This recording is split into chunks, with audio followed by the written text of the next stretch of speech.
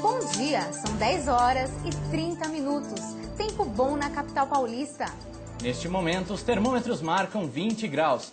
A máxima é de 24 e a mínima de 17 graus. Veja agora os principais assuntos do TJ Mackenzie de hoje. Saiba mais sobre as feiras de antiguidades, que são já uma tradição entre os paulistanos. Nossa reportagem foi verificar as ruas de São Paulo, que já possuem fiação subterrânea. Entenda a relação entre os deficientes visuais e os cães-guia. Conheça o trabalho de uma assessoria de eventos. Esse e outros assuntos você acompanha conosco a partir de agora. O TJ Mackenzie está no ar.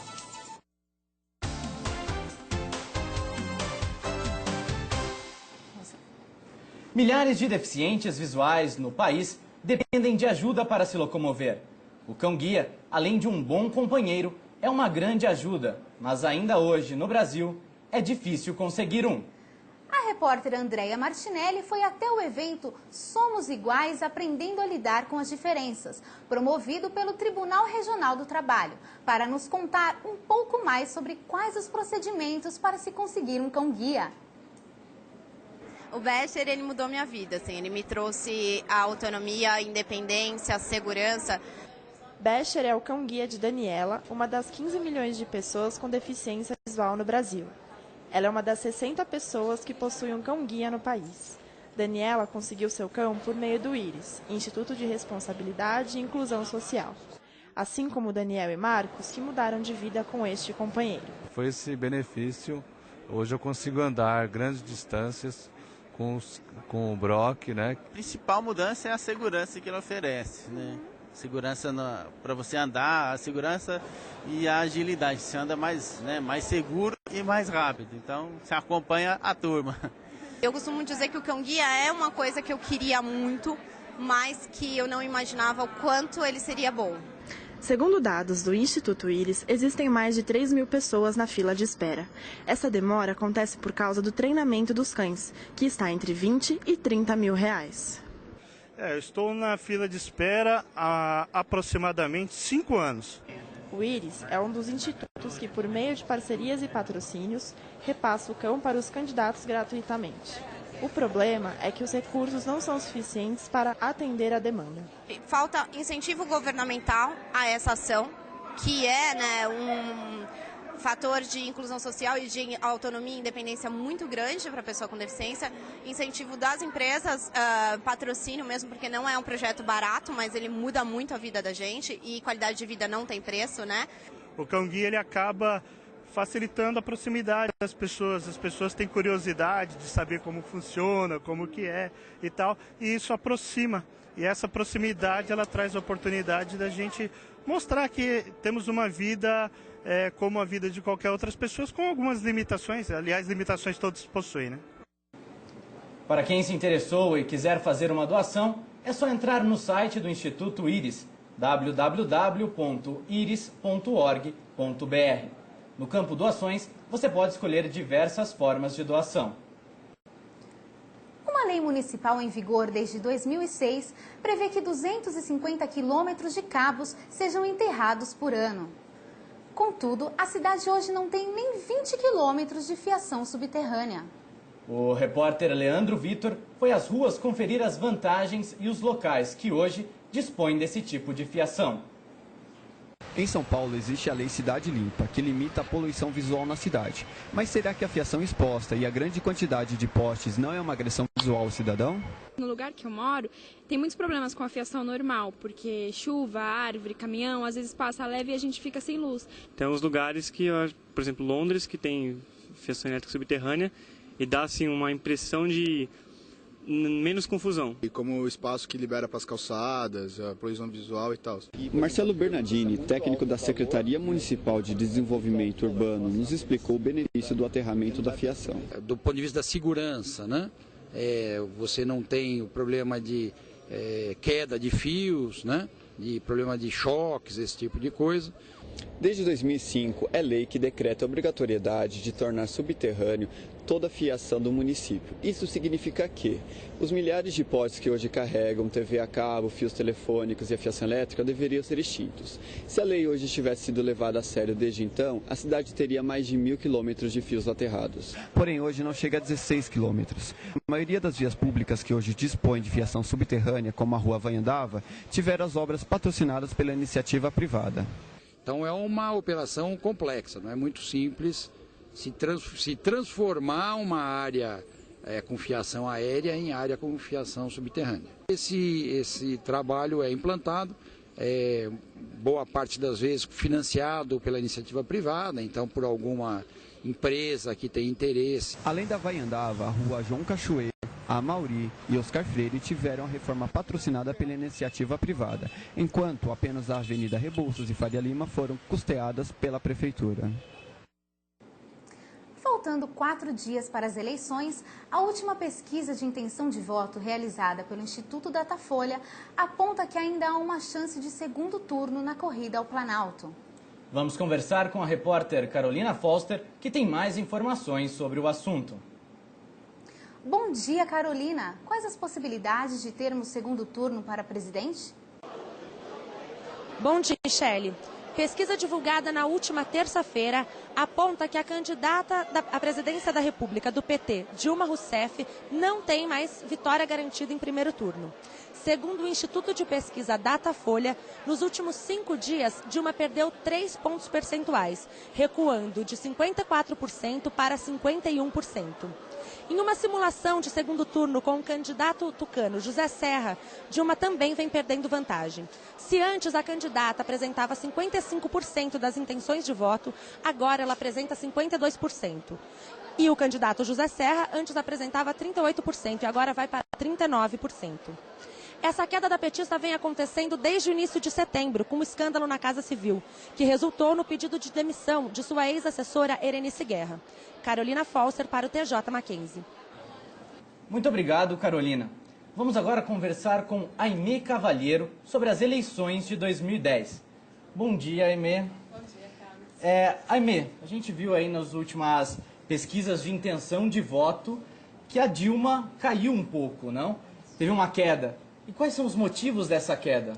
De acordo com o que o PT falou para o jornal Folha de São Paulo, os motivos são 3. A crise na Casa Civil, como a Carol já explicou, a certeza da vitória certa e o último motivo é um boato que está correndo entre os religiosos de que a Dilma apoia o aborto e o casamento gay.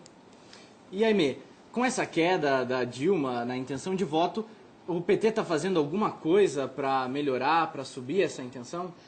O PT, eles resolveram colocar o Lula novamente na campanha. Ele vai aparecer novamente nas propagandas eleitorais para apoiar a Dilma.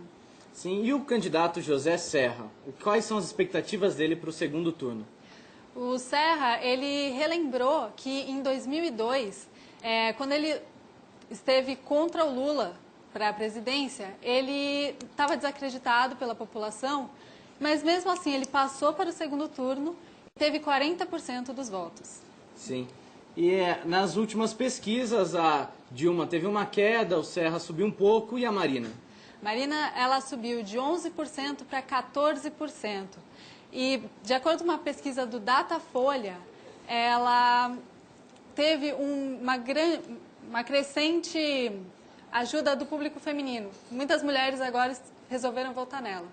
Sim. E já acabaram, se encerraram os debates, não?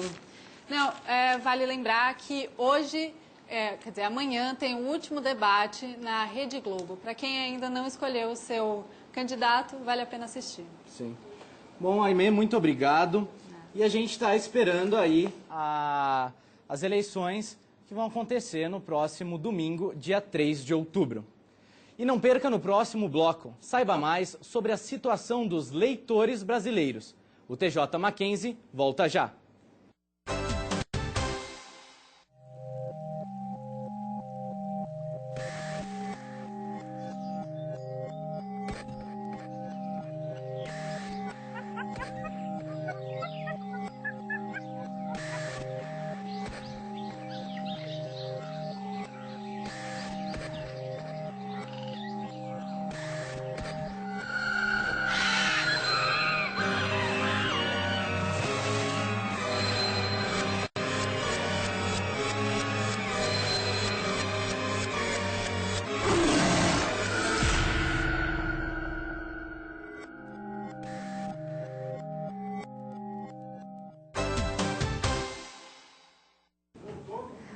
Apesar de toda a tecnologia, o livro ainda é o grande incentivador da leitura no Brasil. Nossa repórter Natália Tourais foi à Bienal do Livro e às ruas para saber qual o nível de leitura dos brasileiros. Com alto índice de analfabetos, o Brasil ainda está longe de ser um país de leitores. O preço dos livros muitas vezes é apontado como a principal causa para a ausência da leitura. Porém, fatores como a falta de estímulo dos pais e das escolas, o pouco contato com boas bibliotecas e a aplicação equivocada de metodologias juntam-se a um grande problema. Eu não acho assim muito interessante ler, eu prefiro estudar normal, por exemplo, pegar e escrever, não gosto muito de ler. Eu acho que leva muito tempo e... Eu acho que para isso a escola, ela deve servir como lugar, né, de incentivo à leitura, o lugar que a criança tem contato com o livro, o prazer, né, de estar junto do livro. A última pesquisa realizada pela Fundação Instituto de Pesquisas Econômicas para apresentar o desempenho do mercado editorial brasileiro mostra um aumento expressivo em todas as direções, tanto nos títulos editados como nos exemplares vendidos e no faturamento do setor. Eu acho que nada substitui, né, o contato da criança com o livro, né? E a importância que isso tem na formação do ser humano, né? Eu acho que a criança que lê, ela está habilitada a entender melhor o mundo, refletir sobre o mundo à sua volta. Segundo especialistas, o livro digital tomará cada vez mais o espaço até agora reservado exclusivamente ao livro impresso. Os livros impressos, os livros físicos, ainda continuarão sendo vendidos e é importante que as pessoas tenham acesso a esses livros. Então, a melhor maneira de incentivar a leitura é colocar livro nas mãos dessas pessoas. Na verdade, o mercado editorial vai ter que se adaptar a uma nova forma de se apresentar os livros. Então, o livro impresso pode sofrer algum impacto, mas como um negócio para a editora, atuar na área digital pode ser um bom começo, pode ser uma nova oportunidade. A Bienal do Livro acontece todos os anos e é o terceiro maior evento do gênero no mundo. Neste ano, a Bienal superou todas as edições, com mais de 600 mil pessoas. A primeira pista de atletismo de alto rendimento foi inaugurada no Centro Olímpico de São Paulo. A reportagem é de Gabriel Pernambuco. A inauguração da nova pista do Centro Olímpico contou com uma cerimônia de abertura em que estiveram presentes várias autoridades. Entre elas, o prefeito da cidade de São Paulo, Gilberto Kassab, o secretário de Esportes, Walter Rocha, e José Antônio Martins Fernandes, presidente da Federação Paulista de Atletismo. É um sonho que se realiza. Há quantos anos, eu diria há quantas décadas, os paulistanos não tinham esse ideal, o ideal de recuperar os equipamentos públicos voltados ao esporte. Essa pista aqui é uma pista de alto nível, de alto rendimento, dá para fazer eventos internacionais, mas também vai servir, como a gente tem uma dificuldade maior, vai servir para a gente também fazer novas revelações para o atletismo, para o esporte nacional. É a mesma pista que foi feito o Campeonato Mundial na Alemanha. Nós fizemos uma concepção para que realmente nós tivéssemos aqui uma pista de nível internacional. A inauguração da nova pista de atletismo do Centro Olímpico é só mais uma das recentes políticas públicas de incentivo ao esporte. É um incentivo a mais para essa garotada. A oportunidade que eles estão tendo aí, de repente, é uma oportunidade ímpar, então acho que eles têm que aproveitar isso aí da melhor maneira possível, né? Além de incitar o cidadão comum à prática esportiva, o esforço visa também preparar equipamentos e atletas para os Jogos Olímpicos que acontecerão no Rio em 2016. Eu acho fundamental para a criançada saber que eles estão olhando para eles para ter um futuro para 2016. Não só pensando nos atletas que já estão na ativa, mas nessa criançada que está vindo agora. Após o encerramento da cerimônia, teve início o Festival de Velocidade e Saltos, que serviu para estrear o piso recém-reformado. Destaque para a Alrimagem, que mesmo sentindo lesão na coxa, saltou 6,45 m e sagrou-se campeã do torneio.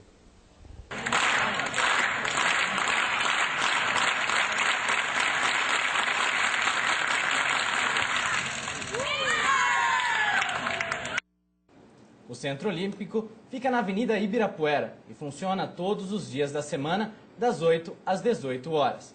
Para falar um pouco mais sobre o esporte, vamos conversar com o comentarista Leandro Vitor. Bom dia, Leandro. Leandro, você pode nos falar um pouco o que aconteceu na rodada de ontem, quem jogou, como é que é essa história aí dos jogos da terça-feira? Bom dia, Carlos. Bom, então a rodada de ontem aconteceu na terça-feira. Existe até uma brincadeira que os times que jogam às terças-feiras são da segunda divisão. Não por acaso, Goiás e Flamengo jogaram ontem. Goiás e Flamengo estão ali. Goiás está na zona de rebaixamento, o Flamengo está quase lá. E o resultado não foi bom para nenhum dos dois. Foi um empate de 1-1. Então, não ajudou a nenhum dos dois. Outro jogo que também aconteceu ontem foi Santos e Vasco. O Vasco ganhou de 3-1 do Santos, fazendo que o Santos fique mais longe ainda do sonho do título do Campeonato Brasileiro 2010. Leandro, e hoje tem jogo também. E quais são os jogos da rodada de hoje? Hoje, os outros times que não jogaram ontem, jogarão hoje. Podemos destacar 2 jogos. O primeiro é o Corinthians e o Botafogo. O Corinthians está em segundo colocado, perdeu a primeira posição na última rodada para o Fluminense.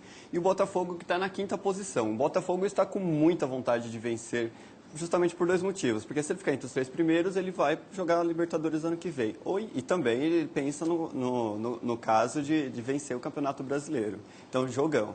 Sim. E outro jogo interessante é Internacional e Palmeiras, porque agora renovou toda a diretoria do Palmeiras, mudou, então existe uma certa pressão, uma certa ansiedade dos torcedores acerca desse jogo. Agora vamos falar um pouco da seleção brasileira, a seleção feminina brasileira no Mundial de basquete. Vamos falar de basquete agora. Exatamente. Ontem o Brasil jogou contra o Japão. Teve uma vitória magra, ganhou de 93-91 em cima das japonesas e está a apenas uma vitória para passar para as quartas de final no torneio. E o jogo acontece hoje, o jogo decisivo, o Brasil tem que vencer, é contra a República Tcheca. Se o Brasil vencer esse jogo, está nas quartas de final. O único problema é que esse jogo acontece na República Tcheca, o nosso adversário. E interessante que tem uma grande ansiedade por conta desse time, porque já passaram diversas gerações vencedoras na nossa seleção. Hortência, a Magic Paula, a Janete, e agora tem duas estrelas aí em ascensão, que seria a Damires e a Ellen Luz.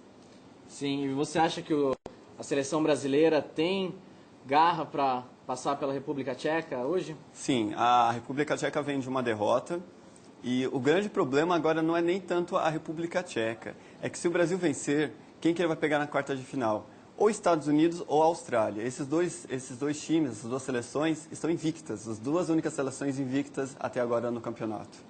Leandro, agora vamos falar um pouco sobre os Jogos Equestres Mundiais. Que a seleção brasileira estava lá, né, de hipismo. Como é que foi? Exatamente, foi realizado em Kentucky, nos Estados Unidos. E a nossa seleção não foi tão bem assim. Ficou apenas na 14ª posição. Leandro, muito obrigado pelas informações do esporte. Vamos voltar agora aqui para o nosso TJ Mackenzie, mas depois do intervalo. E no próximo bloco, você vai conhecer o trabalho de uma assessoria de eventos.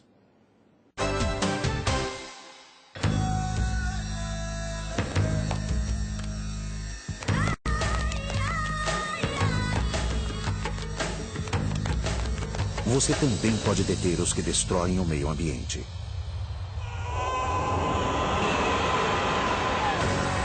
Junte-se ao Greenpeace e participe ativamente enviando e-mails. Entre agora no site www.greenpeace.org.br. Juntos podemos fazer muito mais. Não há tempo a perder.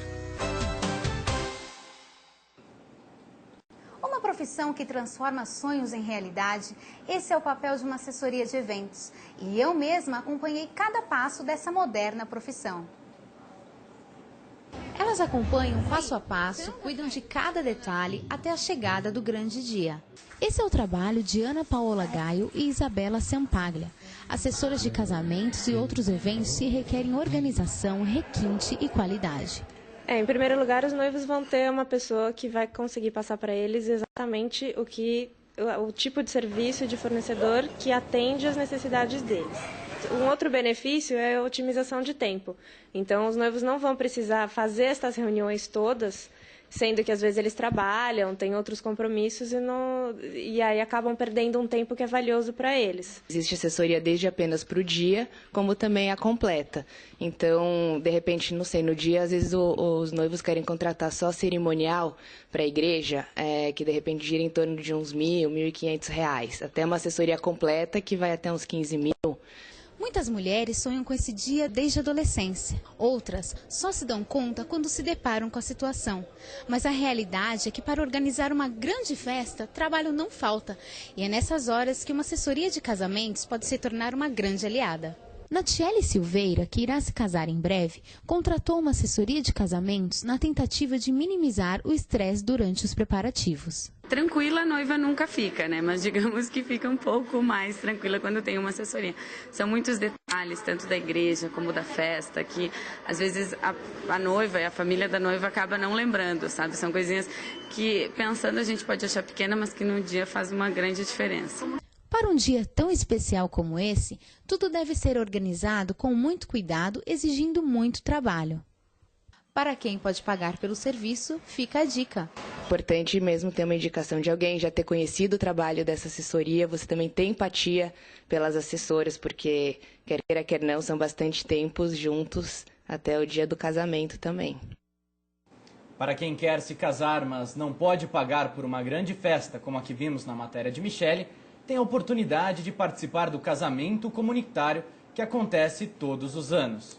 Para se inscrever, os casais devem procurar um cartório de registro civil para legalizar a sua situação.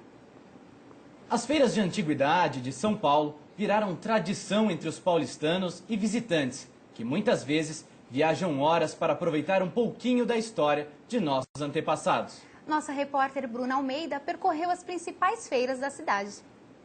As feiras de antiguidade já são tradição em São Paulo. As opções são tantas que parece uma volta ao passado. Nessas feiras são encontrados objetos de todos os tipos: brinquedos, roupas, enfeites, pratarias, eletrônicos. Alguns brilham tanto como se o tempo não tivesse passado para eles. Não é só a Praça Benedito Calixto e a Feira do MASP que atraem os amantes das antiguidades. Aqui na Feira do Bexiga, a tradição também está presente. Para o comerciante Antônio, relógios, isqueiros são alguns dos objetos mais tradicionais de sua barraca. Olha, depende, né? O público masculino gosta mais de relógio, de isqueiro. O público feminino já gosta mais de algumas peças mais delicadas, mais para compor, né? Assim, decoração, né, de casa. Então são bem distintos, né? Principalmente o cliente, né? E para ele, o público que frequenta a feira é bem variado. O perfil do público que frequenta a feira aqui, né, é muito eclético, é bem heterogêneo, né? É bonito, né? Que é a praça, né, um ambiente livre, né? Então é bem democrático, né? Bem frequentado. Morgana volta na infância e se encanta com tantas novidades e objetos que seus pais colecionavam. A minha mãe colecionava muitas coisas, assim, e tem umas coisas muito bonitas que lembram as coisas que minha mãe colecionava. Assim. E mesmo com tanta fama, tradicionalidade e um público de quase 5.000 pessoas por domingo, ainda tem aqueles, como o Rex, que acreditam que o interesse pelas antiguidades está em extinção. Continua sendo as coisas antigas, né? Mas o público que comprava essas coisas antigas não tem vindo mais. Então nós estamos sofrendo aqui. Há domingo e não vende nada. Hoje me deu alguma coisinha, mas está muito difícil. Não é só pela curiosidade que o público procura as feiras de antiguidade. Para quem gosta de aprender sobre sua história e cultura de outras nações, este passeio é uma ótima oportunidade. As feiras da Benedito Calixto e do Bexiga ficam abertas aos sábados das 9 às 19 horas. Já a Feira do MASP acontece aos domingos, das 10 às 17 horas. E por falar em feiras e exposições, a primeira mostra de arte digital que acontece no Centro Histórico do Mackenzie encerra hoje o ciclo de palestras. A repórter Priscila Nishimori tem mais informações. Priscila, bom dia. Quem será o palestrante de hoje? Bom dia, Carlos. Bom dia, Michele.